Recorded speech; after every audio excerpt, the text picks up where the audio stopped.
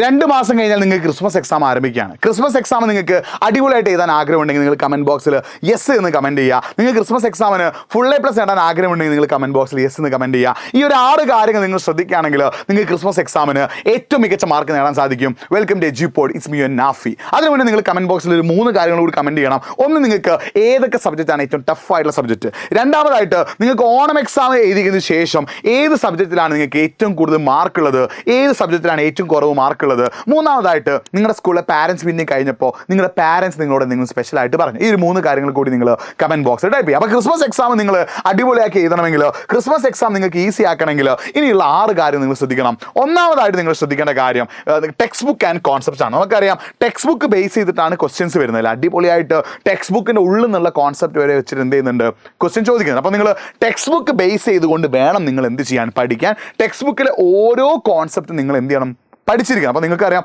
പുതിയ question pattern നിങ്ങൾക്കറിയാം. അതിൽ അസേഷൻ റീസണിങ് വരുന്നുണ്ട്, സ്റ്റേറ്റ്മെന്റ് ലെവൽ ക്വസ്റ്റ്യൻ വരുന്നുണ്ട്. പക്ഷേ ഇതിനൊക്കെ ആൻസർ ചെയ്യാൻ നിങ്ങൾക്കുള്ള സൊല്യൂഷൻ ഒന്ന് മാത്രമേ ഉള്ളൂ. എന്താ?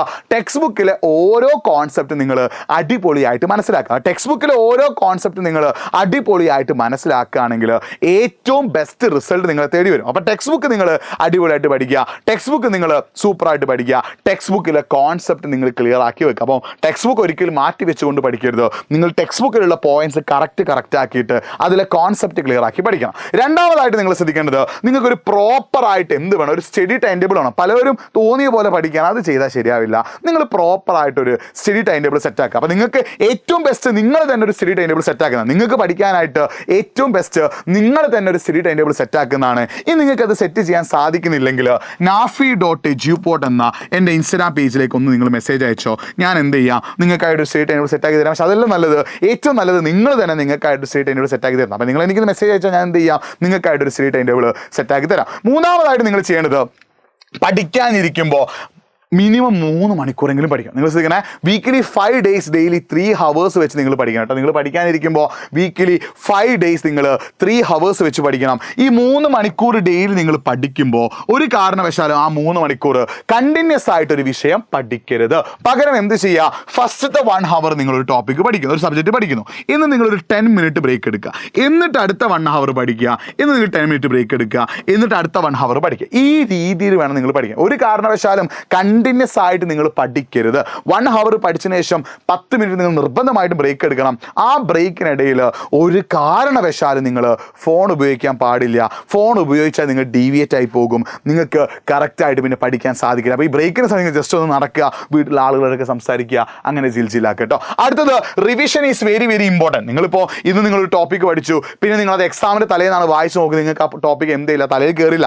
അപ്പോൾ നിങ്ങൾ തിങ്കളാഴ്ച ഒരു ടോപ്പിക്ക് പഠിക്കുന്നുണ്ടെങ്കിൽ ശനിയാഴ്ച പഠിച്ച ടോപ്പിക്ക് വീണ്ടും എന്ത് ചെയ്യണം, റിവൈസ് ചെയ്യണം. ചൊവ്വാഴ്ച ഒരു ടോപ്പിക്ക് നിങ്ങൾ പഠിക്കുന്നുണ്ടെങ്കിൽ ഒരു 5 ദിവസം കഴിഞ്ഞാൽ നിങ്ങൾ ആ ടോപ്പിക്ക് എന്ത് ചെയ്യണം, റിവൈസ് ചെയ്യണം. പ്രോപ്പറായിട്ട് റിവൈസ് ചെയ്ത് പഠിച്ചാൽ മാത്രമേ നിങ്ങൾക്ക് ഏറ്റവും മികച്ച മാർക്ക് കിട്ടുള്ളൂ. അപ്പോൾ proper revision is very very important. നിങ്ങൾ പ്രോപ്പറായിട്ട് റിവൈസ് ചെയ്യുക എന്നുള്ളത് എന്താണ്, വളരെ വളരെ ഇമ്പോർട്ടൻ്റ് ആണ്. അപ്പോൾ നിങ്ങൾ പക്ക റിവൈസ് ചെയ്യണം. അപ്പോൾ നിങ്ങൾ തിങ്കളാഴ്ച ഒരു ടോപ്പിക്ക് പഠിക്കുകയാണെങ്കിൽ ശനിയാഴ്ച അത് റിവൈസ് ചെയ്യുക, ചൊവ്വാഴ്ച ഒരു ടോപ്പിക്ക് പഠിക്കുകയാണെങ്കിൽ ഞായറാഴ്ച അത് റിവൈസ് ചെയ്യുക, ബുധനാഴ്ച ഒരു ടോപ്പിക്ക് പഠിക്കുകയാണെങ്കിൽ തിങ്കളാഴ്ച അത് വീണ്ടും എന്ത് ചെയ്യുക, റിവൈസ് ചെയ്യുക. അതായത് ഒരു ടോപ്പിക്ക് പഠിച്ചാൽ 5 ദിവസം കഴിഞ്ഞാൽ നിങ്ങൾ നിർബന്ധമായിട്ട് എന്ത് ചെയ്യണം, പഠിച്ച ടോപ്പിക്ക് നിങ്ങൾ റിവൈസ് ചെയ്യണം. അടുത്തായിട്ട് നിങ്ങൾ ചെയ്യേണ്ടത്, നിങ്ങളൊരു നോട്ട് ഉണ്ടാക്കണം. അതായത് പലപ്പോഴും കുട്ടികൾ ചെയ്യുന്ന ഒരു പ്രധാനപ്പെട്ട ഒരു പ്രശ്നം, അല്ലെങ്കിൽ കുട്ടികൾ നേരിടുന്ന ഒരു പ്രശ്നം, പഠിക്കുന്ന കാര്യങ്ങൾ മറന്നു പോകാന്നുള്ള. അപ്പോൾ നിങ്ങൾ പിന്നെ ഫിസിക്സ്, മാത്സ് പോലെയുള്ള സബ്ജക്റ്റ് പഠിക്കുമ്പോൾ അതിലെ പ്രോബ്ലംസ് സോൾവ് ചെയ്ത് പഠിക്കുക. സോഷ്യൽ, ബയോളജി പോലുള്ള സബ്ജക്റ്റ് പഠിക്കുമ്പോൾ അതിലെ കോൺസെപ്റ്റ് എഴുതി പഠിക്കുക. അപ്പോൾ നിങ്ങൾ പഠിക്കുമ്പോൾ ചെറിയ ചെറിയ ഷോർട്ട് നോട്ട് നിങ്ങൾ തന്നെ ഉണ്ടാക്കിയിട്ട് എഴുതി പഠിക്കുക. എഴുതി പഠിച്ചാൽ കുറേ കാര്യം നിങ്ങൾ ഓർമ്മയിൽ നിൽക്കുമ്പോൾ, ഫിസിക്സിലും മാത്സിലൊക്കെ ഒരുപാട് പ്രോബ്ലംസ് ഉണ്ട്. ആ പ്രോബ്ലംസ് നിങ്ങൾ എഴുതി പഠിക്കുമ്പോൾ നിങ്ങൾക്ക് അതൊരു നോട്ടായിട്ടും ഉപയോഗിക്കാം. നിങ്ങൾ പഠിച്ച കാര്യങ്ങൾ കൂടുതൽ ഓർമ്മയിൽ നിൽക്കും. സോഷ്യലും ബയോളജി പഠിക്കുമ്പോൾ നിങ്ങൾ എഴുതി പഠിക്കുക. ആ പഠിക്കുന്ന കാര്യങ്ങൾ നിങ്ങൾക്ക് ഒരു നോട്ടായിട്ടും ഉപയോഗിക്കാം. പഠിച്ച കാര്യങ്ങൾ കുറേയൊക്കെ നിങ്ങളുടെ തലയിൽ നിൽക്കുകയും ചെയ്യും. പഠിക്കുന്ന കാര്യങ്ങൾ എഴുതി പഠിക്കാൻ ശ്രമിക്കുക.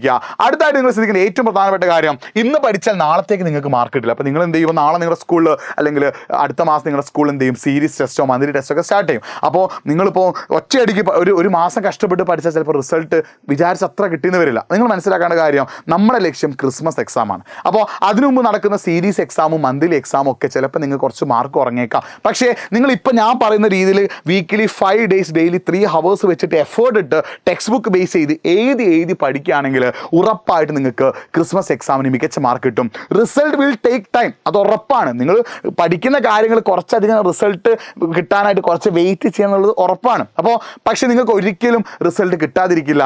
ടൈം എടുത്താലും ക്രിസ്മസ് എക്സാം നിങ്ങൾക്ക് ഈസി ആയിരിക്കും. അപ്പോൾ ഇന്ന് പഠിച്ചിട്ട് നാളെ തന്നെ നടക്കാൻ പോകുന്ന എക്സാമിന് മികച്ച മാർക്ക് നിങ്ങൾ പ്രതീക്ഷിക്കരുത്. പക്ഷേ നിങ്ങൾ ഞാൻ പറഞ്ഞ രീതിയിൽ കൺസിസ്റ്റൻ്റ് ആയിട്ട് ഡിസംബർ വരെ പഠിച്ചുകൊണ്ടേയിരിക്കുക. ആഴ്ചയിൽ 5 ദിവസം 3 മണിക്കൂർ വെച്ച് പഠിക്കുക. പഠിക്കുമ്പോൾ എഴുതി പഠിക്കുക. ഈ രീതിയിൽ പഠിക്കുകയാണെങ്കിൽ ഡിസംബറിൽ നടക്കാൻ പോകുന്ന ക്രിസ്മസ് എക്സാമിന് നിങ്ങൾക്ക് ഏറ്റവും മികച്ച മാർക്ക് കിട്ടും. അങ്ങനെ നന്നായി പഠിക്കാൻ നിങ്ങൾക്ക് ആഗ്രഹമുണ്ടെങ്കിൽ നമ്മുടെ ഫാസ്റ്റ് ട്രാക്ക് ബാച്ച് നിങ്ങൾ ജോയിൻ ചെയ്യുക. നമ്മുടെ ഫാസ്റ്റ് ട്രാക്ക് ബാച്ച് നിങ്ങൾ ജോയിൻ ചെയ്ത് പഠിച്ചാൽ നിങ്ങൾക്ക് വേണ്ട നോട്ടുകൾ അവിടെയുണ്ട്, ക്വസ്റ്റ്യൻ റിലേറ്റഡ് ആയിട്ടുള്ള കാര്യങ്ങളുണ്ട്, ഒരുപാട് പിന്നെ കോൺസെപ്റ്റ് ക്ലിയർ ആക്കി പഠിക്കാനുള്ള കാര്യങ്ങളുണ്ട്, ഡൗട്ട് ക്ലിയർ ചെയ്യാനുള്ള ഓപ്ഷൻസ് എല്ലാം നിങ്ങൾക്ക് എവിടെ അവൈലബിൾ ആണ്? നമ്മുടെ ഫാസ്റ്റ് ട്രാക്ക് ബാച്ചിൽ അവൈലബിൾ ആണ്. അപ്പോൾ നിങ്ങൾക്ക് ഫാസ്റ്റ് ട്രാക്ക് ബാച്ചിൽ ജോയിൻ ചെയ്യാൻ 3 ഓപ്ഷൻസ് ഉണ്ട്. ഒന്നെങ്കിൽ ഈ കാണുന്ന നമ്പറിൽ നിങ്ങൾക്ക് എന്ത് ചെയ്യാം, വിളിക്കാം. അല്ലെങ്കിൽ നമ്മൾ കമൻറ്റ് ബോക്സിൽ എന്ത് ചെയ്തിട്ടുണ്ട്, ഒരു ഗൂഗിൾ ഫോം പിന്നെ ചെയ്ത് വെച്ചിട്ടുണ്ട്.